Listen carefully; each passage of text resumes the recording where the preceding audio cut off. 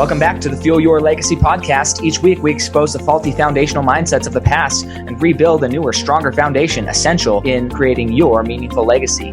We've got a lot of work to do, so let's get started.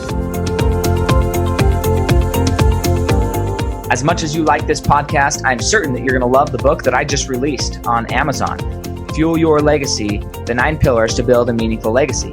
I wrote this to share with you the experiences that I had while I was identifying my identity, how I began to create my meaningful legacy, and how you can create yours. You're going to find this book on Kindle, Amazon, and as always on my website, samknickerbocker.com. Welcome back to Fuel Your Legacy, and today we have a guest from the smartest place on earth. Now, we're recording this during coronavirus, and they're the only country that I'm aware of that didn't lock everybody down. So they're the smartest country on earth, in my opinion, at this moment in time. I take that really personally now. Yeah, no, that's good. Yeah, it's awesome. Anyway, super excited. I'm going to butcher his name, but forgive me. You're going to see his name here, and you can do your best shot, and then he'll say his name so you can tell how bad I did it.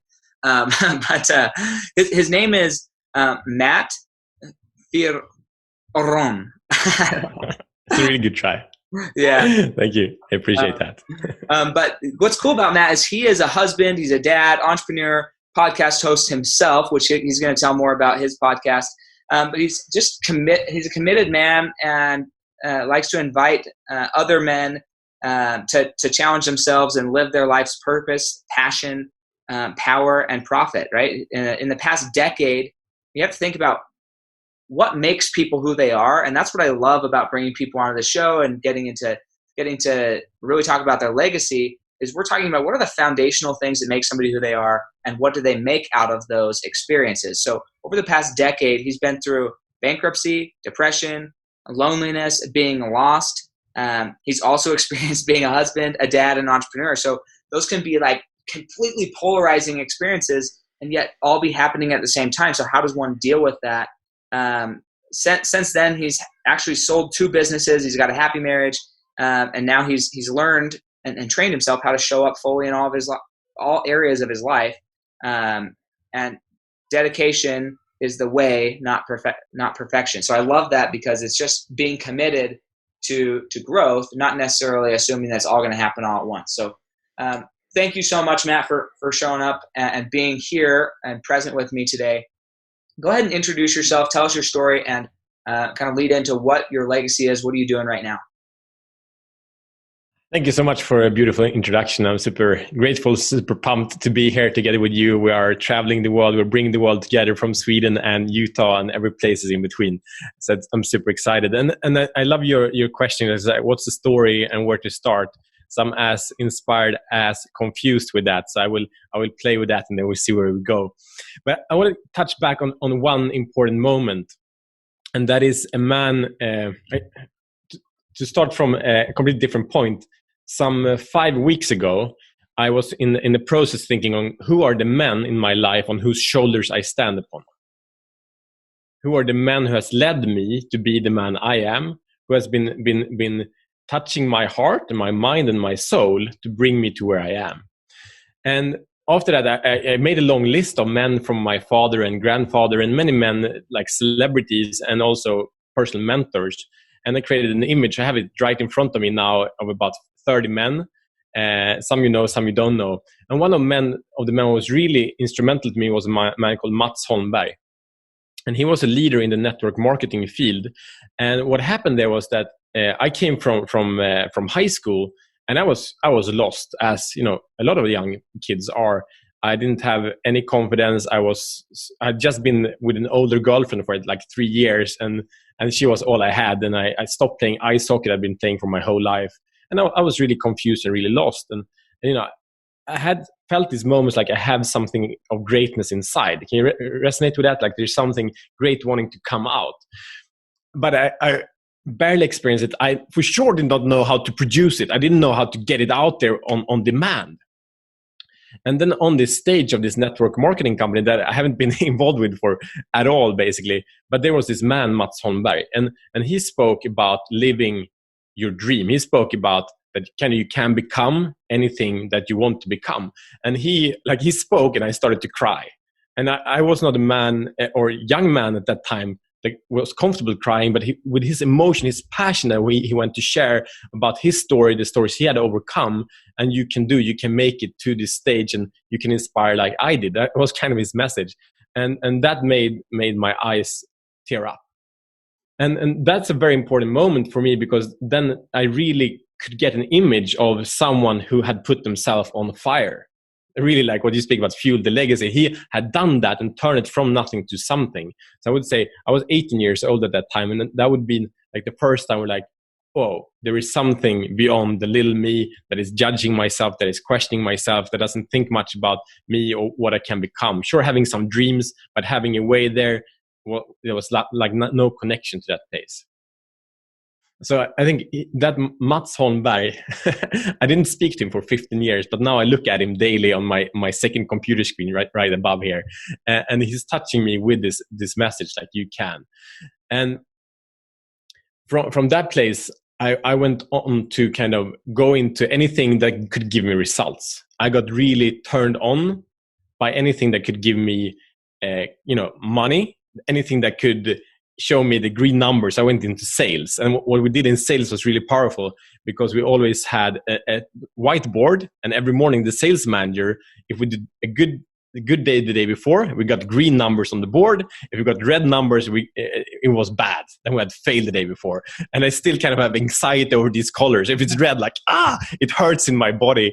But it was very motivating. And for me, what happened, it came from hockey. Ice hockey a couple of years before, was being part of a team, was being part of something that was greater than myself.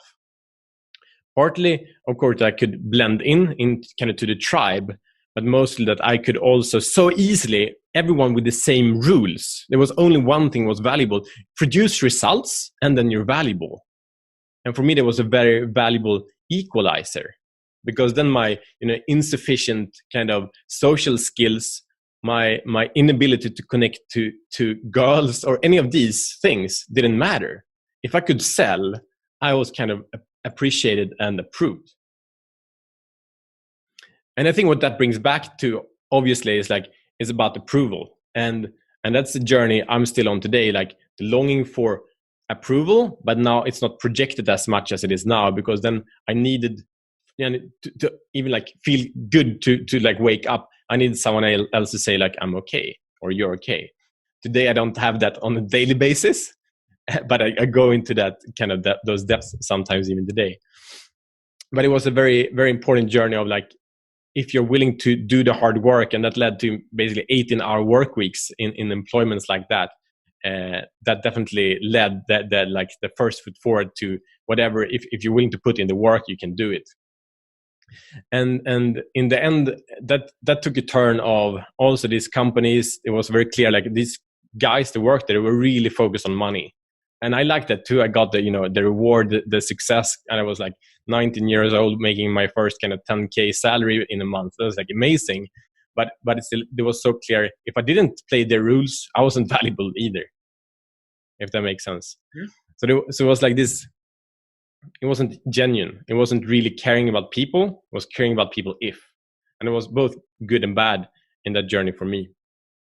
But basically, this company, one of these companies I worked for, it went bankrupt, and that was my chance to start my own thing.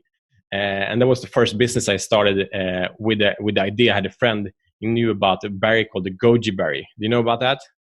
I think I've heard about it, but I don't know much about it. It's like a Chinese raisin that's really healthy. It's a red Chinese raisin. But yeah, I heard about it, and he said like, this is going to be a really popular thing. So we were kind of had been in masterminding for quite some time, also kind of to feed this, like, there is some greatness inside. I want to express it. I want to live this greatness, but we didn't know how. But we started reading a book I still have on my desk today. It's called Think and Grow Rich. Did you read that? I'm actually I reread this book probably 2 to 3 times a year, and right now I have 2 hours left on Audible, and I'll be done with it for a second time this year. So yeah. Beautiful. That one, Outwitting the Devil, is another one that I read regularly. Yeah. So yeah. I didn't check that one out yet, but so that's good. I need to add it to my list. Yeah, that one's a life-changing. So he wrote Outwitting the Devil right after. So he published Think and Grow Rich, and then he went from like a high to like extremely depressed. People were trying to kill him. Like it was not good. And so he had to go into hiding. And then that's when he had this experience with what he calls the devil in his like imaginary meetings. And so then that's what that book is about him now going through and having to apply and put into practice everything he just wrote about in Think and Grow Rich. So anyways, it's a fascinating. That's smashing. I love that. I love the concept. And for me, like the biggest takeaway from this book that I integrate a lot in my life is the mastermind, definitely. And that's actually like the story I told you about the men I have on my screen here. That's also my mastermind I have every day. So just like Napoleon Hill, he went into conversation on a daily basis with Andrew Carnegie, with Thomas Edison, with these amazing men. He went in conversation with them on a daily basis to get their counsel. So it's just that I'm doing that on a bit more 21st century version with images of these celebrity guys on my screen. But it's really that same concept. And that's where me and my then partner came into. Like we started a mastermind and also had this sense of like immense personal growth after like 2 years in the mastermind. It's like we need to give this energy away. And I think that's so beautiful. Like we all have this energy, potential energy in us, but like how can we actually kind of harvest that and channelize it in a way that leads to something great? That was basically our question. It's like, let's do this goji berry thing. And we started that business. And then something that is a big lesson that I'm working to remember is that I was great at doing sales because I've been doing that for 5, 6, 7 years. So I went to that business. I started doing sales, and we had like record week by record week, and we were profitable after basically 2 weeks. We had a really good business. But then I sold so much that after 6 months we were overwhelmed by administration and production, because it was like a production-based business. Like we import, export, packing bags and distributing. Like I was overwhelmed with that. And then I did this, I think the most stupid move in business I ever did. And it was I stopped selling to take care of the accounting. Like everyone understands that's the last thing you should do, but I did that because of the chaos. Like someone needed to take action, so I did that. And that anyway, I couldn't do that. I probably made a bigger mess. And looking a few years after that, led to the bankruptcy of that business. But here's the fun turn in that business had been running from the mindset of we can do it by ourselves. Kind of this masculine pride, like, yeah, I'm strong. I don't need any help. I'm strong. I can take care of it. And what happened there was that we didn't ask for any accounts. We didn't ask for advice. But on the day of bankruptcy, I was, I'd lost a lot of money, wasted. I had like 17-hour working days with just like a newborn baby. So it was like a lot of anxiety on not being the guy I wanted to be in an area of my life. But I needed help. That was very obvious. Like I know I couldn't handle this myself. And that was the first time I actually authentically asked someone, can you help me? I'm desperate, man. Just help me. And it was beautiful. This first time I spoke to a business consultant, like a lawyer, business consultant guy. And he asked me a bunch of questions. And within half an hour, he kind of explained my business that I've been running for 5 years in a way I've never seen it before. And then he got some smile on his face, like, we can fix this. like, what do you mean? We have debt. We don't have any money on the bank account. What can we fix? This is like dead. It's impossible. He's like, yeah, we can do it. And it's like, okay, show me how. Can you do that? And he said, yeah. And then he started like drawing out on the whiteboard some more. And within another half an hour, he created like a 6-month plan of how we would take care of this business. And the business couldn't succeed because it went bankrupt, but he showed me how I could buy back the assets. And what happened during these 6 months was like I took this business from bankruptcy that with 23 employees and way too many hours and big losses. And then after 6 months, I was the only one in the company. And we only had people working for like consultants, and it was profitable, working 10-hour weeks. And 2 of those 10 hours were working with our ambassadors going for workouts. So that's like very, very big. And for the first time in many years, I was actually in control of my time. So speaking to kind of the dreams, for me, it's been like, if there's a chance, let's dive into it. But it's always been this like intense questioning: will it work out? Am I enough? And if I don't work it out, is then the proof that I kind of suck and that I fail. And for me, one of the biggest resistors to being able to step up to live my fullest is to, if I give it my all and I still fail. I think that's one of my biggest fears. Does it make sense? Uh-huh. So if I give my all and that doesn't work, then I don't have anything else to give. Yeah. Awesome. So that's the introduction, a little bit here and there. I'm excited. So there's a lot here that I want to really highlight and pull out, because I think it's, again, my objective from my position. I go back and re-listen to all these podcasts so that I can actually learn stuff. But right now, I'm thinking of what questions would somebody else want to know the answers to, and sometimes what question is nobody thinking of that they should be thinking of. So one of the things that I love about this is, and you tied it in later, which is awesome, but who are the people that have helped you? And I don't think I've ever done that, honestly. So I'm going to do that as far as really write down a list of all the people who have become influential in my life, or that I'm standing on the shoulders of, or have given me either a positive or negative experience. Doesn't really matter which one, but have shaped who I am today. I mean, I know probably on one hand, I know who the top 5 are, but I haven't really gone down a deeper list to see, okay, and maybe in other areas who's impacted me. So yeah, I want to do that. And then I love how you tied that in later when you're talking about your mastermind and creating I've always thought of having a vision board. I've had vision boards where you put up kind of the lifestyle that you want, or the things you're trying to accomplish or go after. And I've thought about it from that perspective, but I haven't ever created a mastermind vision board of the people that I would want to have their advice. And there's a saying in English, maybe I don't know what it would be in Finnish, but like what would Jesus do? In Christianity, people ask themselves that question, how would Jesus respond? He'd have compassion, he'd have love. Okay, so I can respond the same way. And that's a way to kind of check, is our response in alignment or out of alignment with our highest self, is how I would describe that in non-religious terms.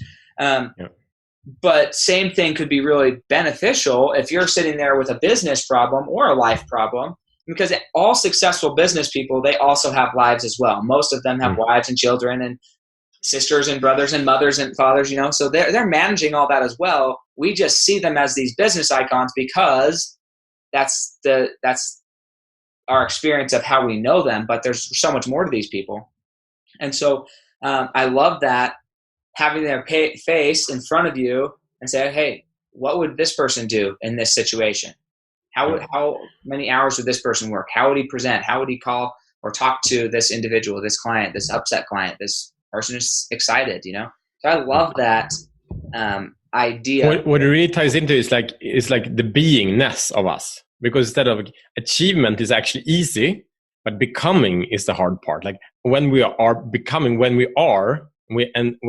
act as if, right? It's like if we speak about Jesus, or we speak like I have Tony Robbins on my screen as well. And it's like, okay, so if I would act as Tony would act right now, how would I act then? So and it's inevitable that I would create the same results if I just act that way. So it's like, and then the lifestyle, whatever it is, like it's not a question. It's like, it's not even difficult. Another way of looking at this is, going into the future, like going into the legacies. I do the death meditation, or the meditation of, on my own funeral. What will my children say about me? And it's like a super powerful tool, because then I can go, okay, I want them to say this and that, but how do I have to live today for them to say that if I die tomorrow, if I die in 70 years, how do I have to live today? Yeah, and then it goes all about there's no guesswork. I don't need to try anything. I can be it, because I already know, like, even though I am, in a box on my funeral, I can still feel how I will look at them from above when they're giving their speech of love to their dad. I can still feel that. And then if I can't feel that now and act from that place, I'm out of integrity with who I am truly, who my, as you said, my higher self are to be. So there's no separation. We, like the illusion of time, we just can compress it like that through that kind of visualization, meditation, and then we can be. Yeah, absolutely. That was one of the reasons why I started this whole brand, Fuel Your Legacy, and specifically the podcast, is because, and the books that I've written, because my belief is that you can't get to 60, 70, 80 years old, be on your deathbed, and people be like, man, I hope people remember me this way. It's like, look, if you didn't live a life that way, then they're not going to remember you that way. They're going to remember you how they experienced you. So if you want them to remember you a certain way, then you need to give them the experience that you actually want. And so regret tends to be the number one cause, or not cause, but number one thing that people wish they would have done different on their deathbed, is they're regretting things. I don't want you to regret anything. If you intentionally plan, like you're saying, visualize and plan out and create that on a daily basis, then that's the best way to live, especially I toyed with the Live Your Legacy title, but I liked Fuel Your Legacy because it crosses over into how I help people from a financial perspective. Because your legacy is how people are going to remember you. The fuel is so that you don't have to worry about how you're going to feed yourself. That's the money aspect. And also the identity. So yeah, I love that. Another thing that you said that was interesting was that you were sitting there listening to this person. You had something inside of you. You knew you wanted to express it, but you didn't know what it was you wanted to express, or even how to express it. You just there was a recognition of greatness inside of you without any outlet of what that greatness was going to turn into. But I think what's crucial is, you said once that struck that nerve, then you started to cry, and you're not a crier. So in one of my journals, it's called the Fulfillment Journal, it's one of the questions I have people ask when they're writing down what fulfills them, and then like, what makes you cry? Like what makes you cry tears of joy or happiness or light, you could say, or what makes you laugh or smile uncontrollably, right? Like you just can't help but smile. So when I see my kids walk, or my little boy right now, he's in a phase, he's about a year and 2 or 3 months, and he'll run up to you with his arms stretched up and then just like give you a big hug around the neck and stick his face on your cheek and just sit there, right? That's fulfilling. There's no like, I'm not looking to get anything out of that interaction. I just love that he loves, you know? So I have people write that down and journal about that at the beginning of the month, and then schedule in at least one of those experiences every day of their life. So they're living fulfillment every day, because everybody has stuff we have to do. I mean, you have stuff you have to do inside of a business that is just, it is what it is. You know, you don't love every aspect of everything you do in life. Maybe you do if you train yourself to, but there's some things you love more than others, and that's okay. But we need to make sure that we're doing at least one thing that gives us that tears of joy or uncontrollable laughter or smiles, whatever, every day. So we're experiencing that fulfillment. So I love that. And then another thing. And to reply on that, like I think it's about like the legacy. It's easy to come as an illusion to something that will happen later on. But our legacy is today. Like today, I'm living the legacy of yesterday, and to fulfill that moment, because legacy is not like, again, life is not a destination; it's an experience of moments. So if I can't like breathe in the legacy now, there will not be a legacy. Yeah, I completely agree. I love it. I'm glad that I think you're probably one of maybe 3 people that I've had on my podcast that I would say is experiencing their life that way, and would explain it that the same way that I would explain. So I love that. Part of it, and I think it's important. Like, and it's still not, you know, it's not without pain. It's not without struggle. It's not without frustration. Right. But and what is really important, like I love, you know, Mark Manson. You know who that is? An amazing author. But anyway, he says something along the lines like, the desire for positive experience is in itself a negative experience. And paradoxically, the acceptance of one's negative experience is in itself a positive experience. And so we have there as achievers, we want to achieve, want to create an amazing legacy. But by wanting that, we're actually stopping ourselves in this moment to go into scarcity mode where we are not enough, where our world is not enough, where our families are not enough, where our business is not enough, and go into pain. And then we can create from pain, and nothing ever has been created of abundance and beauty out of pain. But then if we instead say, okay, my business is at this level, I want it at this level, or I want the intimacy in my marriage to be this and that. But I go there from a space of gratitude and acceptance from the things that are not perfect, but I embrace that, and that is my legacy. It's embracing the things that are not perfect, and a dedication to grow and to learn, but not from a place of pain, but from a place of beauty. Yeah, absolutely. Have you heard of Ed Milet before? Yeah. So Ed Milet, he has a phrase that I just love, but he calls it just being blissfully dissatisfied. So you're absolutely you're blissfully happy and not necessarily content, although you can use the word content, but you're soaking up in full gratitude everything that you've achieved, everything that you are currently, all of your experiences currently, and there's a recognition that there's more, and how can we become and accomplish more and achieve even a greater potential. So I love the idea of being blissfully dissatisfied with where we're at. Another thing that we have to think about in our lives that he brought up, and for better or worse, right? But our anchors. And so I'm curious for the listener, you got to think about what are your anchors in life, and what are your anchors of success or of failure? What is it that are anchoring you there, right? So he used the example of he has leaders, mentors, people that have impacted his life. Those are anchors of success and people that he masterminds with. He has anchors to these colors, right? Green is a good thing. Red is not a good thing, right? Mm-hmm. And those are things that were anchored into him either by choice or by circumstance and environment.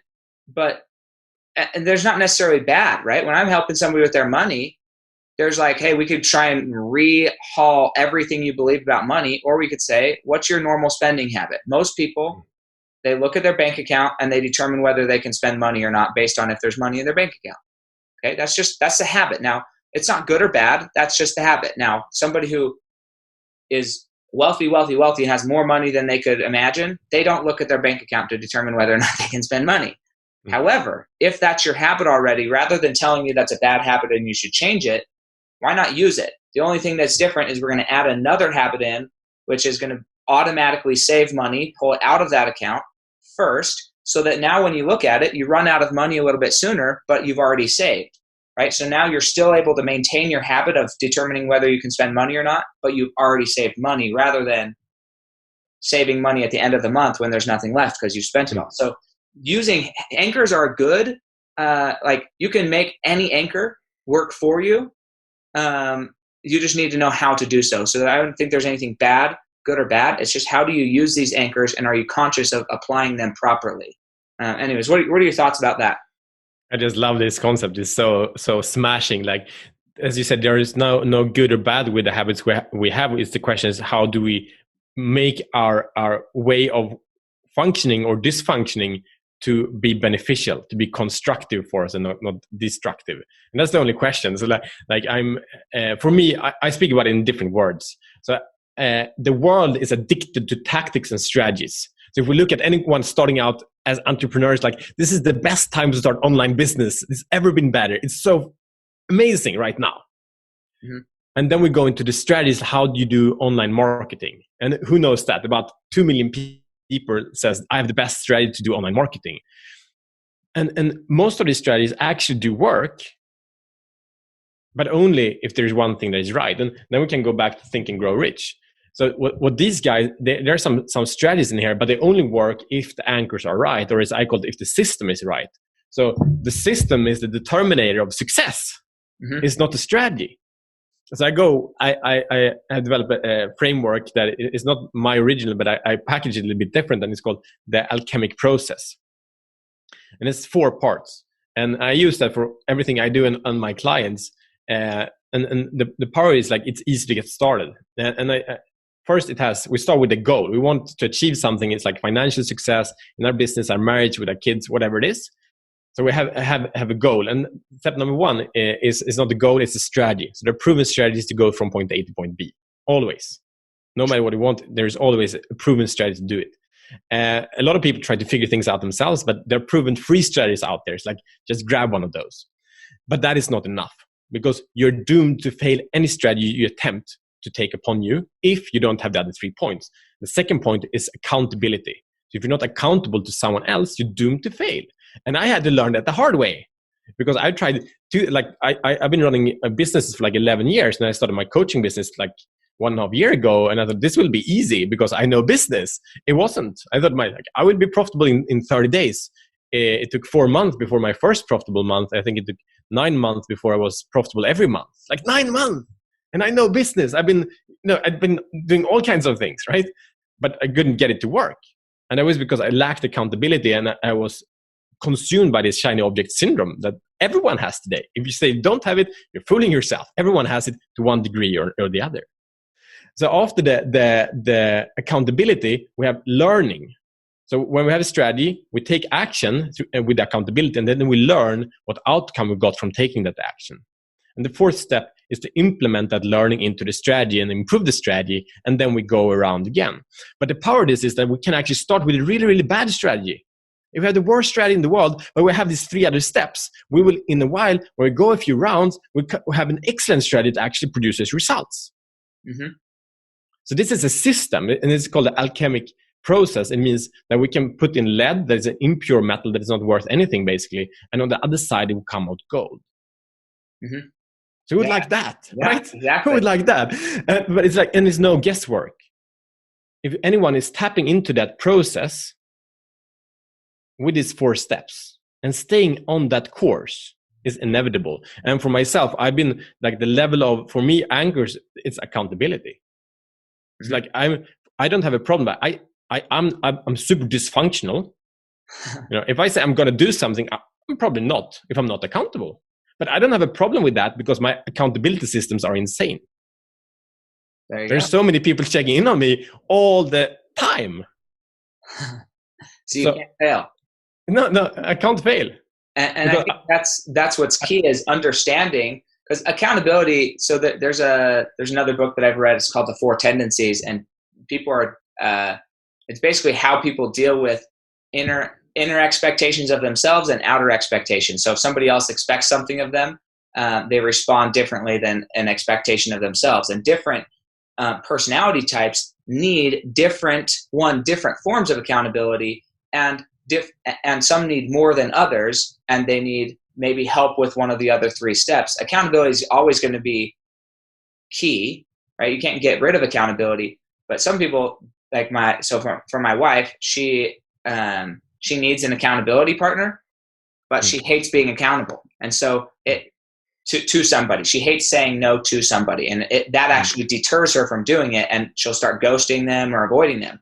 And so the best type of accountability for her is like an app or something, because she gets satisfaction from putting a check mark or something like that. And it's like, okay, whatever fills you up, great. For me, there's you could ask about somebody's progress, about like, hey, are you hitting your goals? Are you hitting your targets? Things like that. That doesn't motivate me, because for me, I'm more committed to my own inner goals, and I couldn't care less about what somebody else expects of me. Like, I'm glad that you have an expectation. Good for you. But I only care about my inner expectations. So when somebody is going to follow up with me, if I have a leader who's following up with me, then they can't ask me about targets or goals or numbers or stuff like that, because that doesn't matter. What matters to me is, did you live your legacy today? Did you do your best work? Are you becoming the person you want to become? And I know that for me to become the best person I can be, then yes, there's these numbers, and I can keep track, but I don't want you to remind me of my numbers. Just ask me about, am I becoming who I want to become? Right? So everybody needs a different way to be accountable, but you can't get rid of accountability. So he's put in structures to make his accountability bulletproof, which is awesome. I love that. Yeah. And I haven't heard these parts before, so I'm really excited to dive deeper into those. And it's really like the admit that we are not okay by ourselves, that like we do need other people. And if we're not accepting that, I will fail. Everyone will fail, and like that is okay. And if we look at the most successful people, no matter area it is, they have ridiculous accountability. Like a CEO, has accountability from the board, from the shareholders, from the clients, from the staff, and from all the clients. Like it's so many points of accountability. So it's like, and that's why they perform. Like they can't do anything else because so much positive expectation that they choose to commit to. And I think that's another part. Like we need to, like that I'm into, like how can I choose and commit? Like here's the situation, and I need to go into my power, like of taking action. So for me, I go into kind of dysfunction and distress if I say like here's the situation that's put on me, and it's someone else's fault. Like I'm a victim. Yep. Yeah. And so you have to choose into whatever you're going to do. Yeah, exactly. So if I'm a victim, if I go into a situation when I'm a victim, the problem is I can't make a difference. If I'm a victim, I can only give up or blame, and that's also giving up, because then it's not up to me. Yep.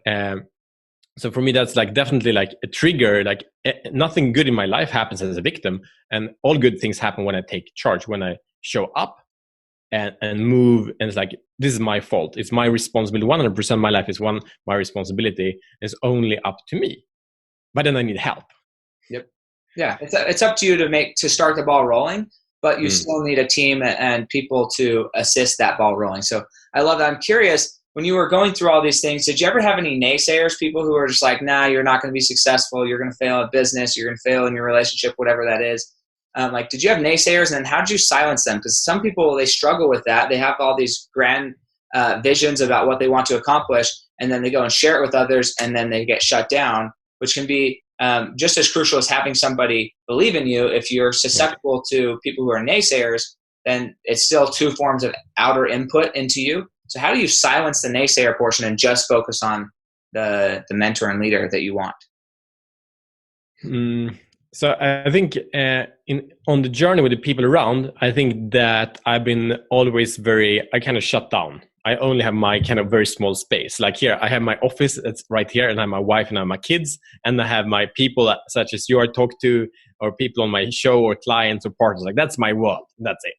And so I'm very like shutting everything else out, and it's always been like that. But I think the biggest naysayer that has affected me a lot is actually my mom. Because I grew up, I have this very strong memory. I'm basically like 12 years old, and I'm on this kind of 1st of May. She's like strong workers, leader, politician kind of style. And then we were on this kind of feminist demonstration, and then we were singing some song about that women needs to rise up. And I definitely believe in equality and of course all these things. But the image I learned from very early age is that all pain in the world is created by successful men. Okay. So what I learned from very early age, if I become a successful man, my mom will not love me. Yep. So and I said, like, for me, like, I think I was 19 years old when I had my first like 10K salary, and that's what she made in 6 months as a like kindergarten teacher, doing way better work than I did. I didn't provide any real value. I provided financial value, but not real value to the world. But like, so it started like very like, can I do this? Can I become this? Can I grow into this? And so that's something I need to like check in on once in a while, because it's definitely one of these like success limiters, and it's in my mind, and it comes from that very early age. So like, okay, when I reach this new level of success, is now my self-sabotage kicking in? Yeah, it's so fascinating because there's, and I've actually been having conversations about this with other people in my life. There's people in my life who respond to me very similar, that the fact that I do make money, I talk about money, I help people with money, it repulses them, right? For lack of a better word. And there's a certain level of realization that has nothing to do with me. That belief had nothing really to do with you. It had everything to do with how your mom felt. So you don't have to adopt that, but you did at some point. Yeah.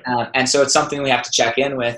And it's interesting because they see you change, and especially when you go from not making a lot of money into making money, then they're thinking, oh, now my son is X, Y, or Z. And really, you're the same person. You just provided a different level of value in a different area to a different person, but you're all just providing value to people. So fascinating there. I'm curious, what would you say your like along those lines, what do you say your secret weapon has been, either habit, mindset, or behavior, to kind of pull yourself out of, yes, you go check in, but pull yourself out of, if you ever catch yourself subconsciously being self-sabotaged, how do you break free from that? So I love, for the past, I think 3-4 years, a quote that's been with me a lot is from Tim Ferriss. And it's something along the line, set the bar so low, so you have to get moving. Because there is a big issue, partly in my life, I've been training myself a lot in the past years, and that is to make a decision and take action.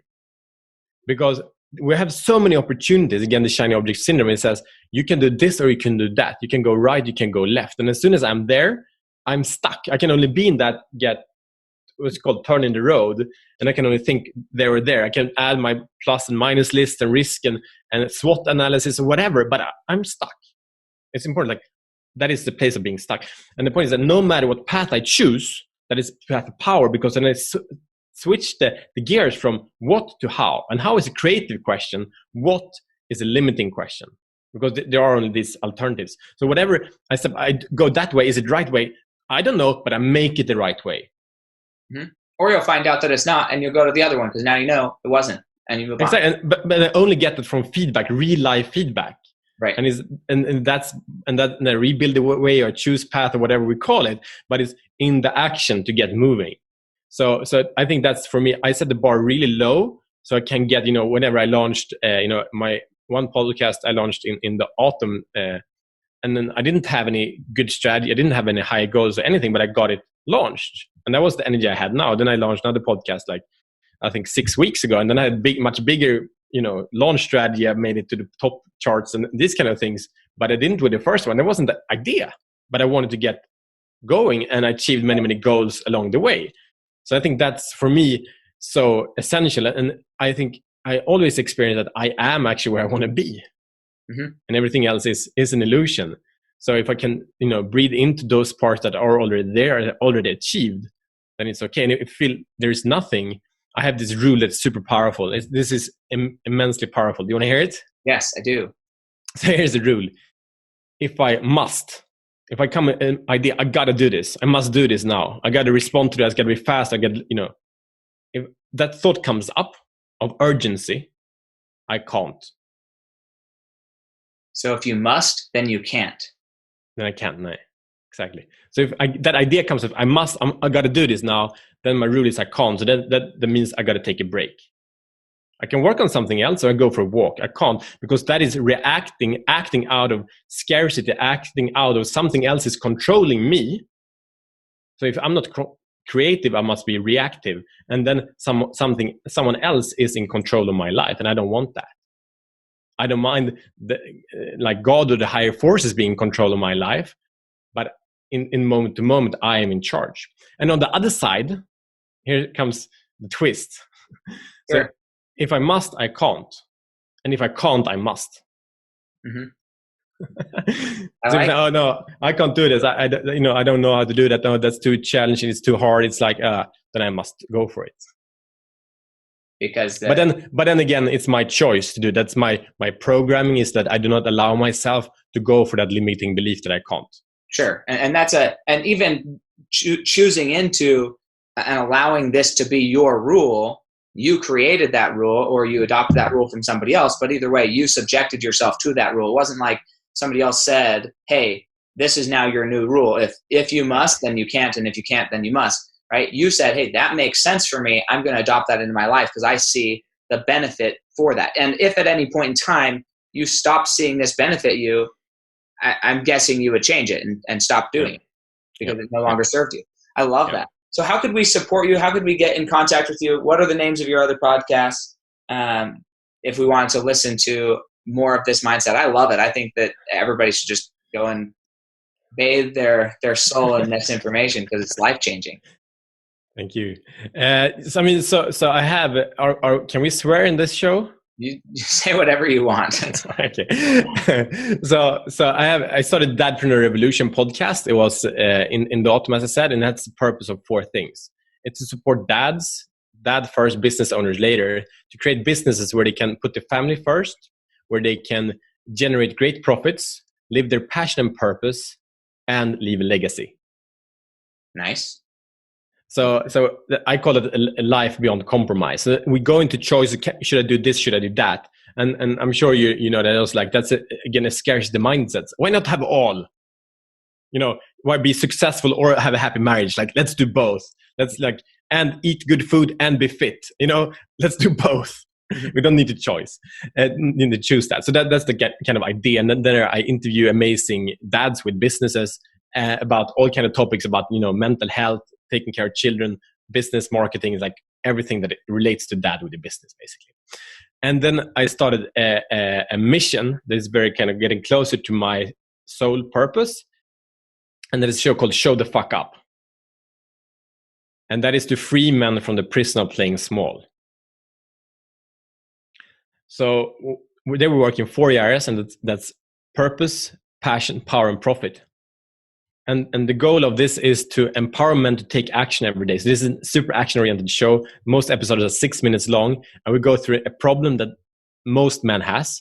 We go through the solution and present an actionable thing that men can do that takes 10 minutes. Sometimes it takes 5, sometimes it takes 20. They can do every day to grow into their potential, grow into their power, grow into their purpose, passion, and profit every day.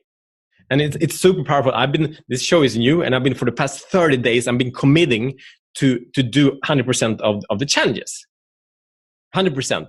And the exponential growth is ridiculous. Like, I just had this thought. I went to bed last night and I was, brushing teeth, looking in the mirror. It's like, wow, my life has never been this good. That's awesome. And it's like, why? What happened? And I've been working a lot in all areas of my life for 1.5 decades, and that is the difference. Like, every day I set upon a challenge that is uncomfortable, that makes a stretch for myself, and I take a very measurable action, because I need to finish it, and I'm accountable. So, and I'm reporting it every day that I'm doing this action. And it's all kinds of things, from workout to speaking about sex with my wife to doing financial planning. It's like everything. But it's massive. So I'm really inviting any listener to show the fuck up, to Show the Fuck Up show.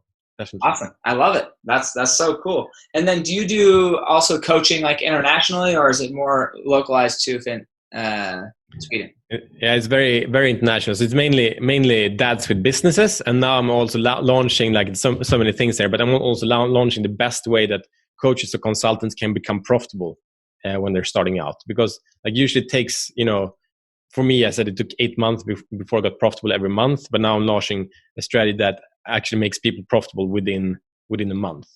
Awesome. So that's very revolutionary, and it's about to come up.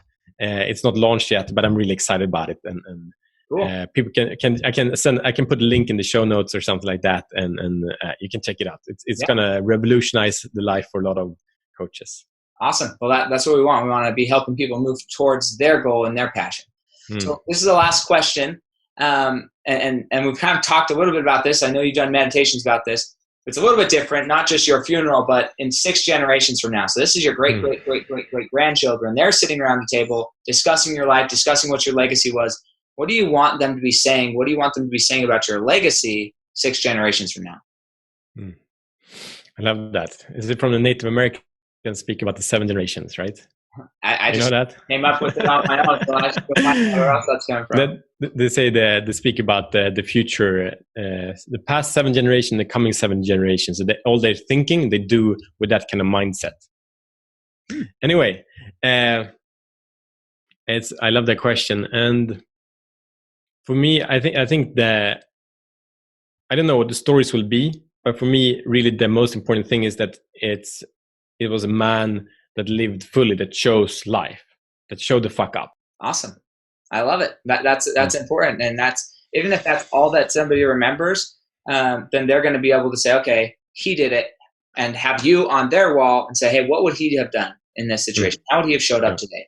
how would he have lived in the moment? How would he have stayed centered and grounded? So love that. Thank you so much for all of your help. Show notes are going to be there, and have fun trying to say his last name. I don't think you ever said your last name. So Matthias, my full name is Mattias Fyrörn. Yeah, I did not say it that way. So you didn't say Fyrörn. No, you did it better than me. Awesome. Hey, well, thank you so much, and we'll catch you guys next time on Fuel Your Legacy.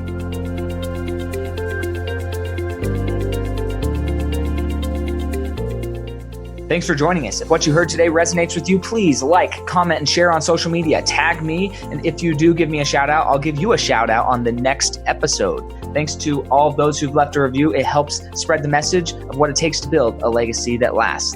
And we'll catch you next time on Fuel Your Legacy.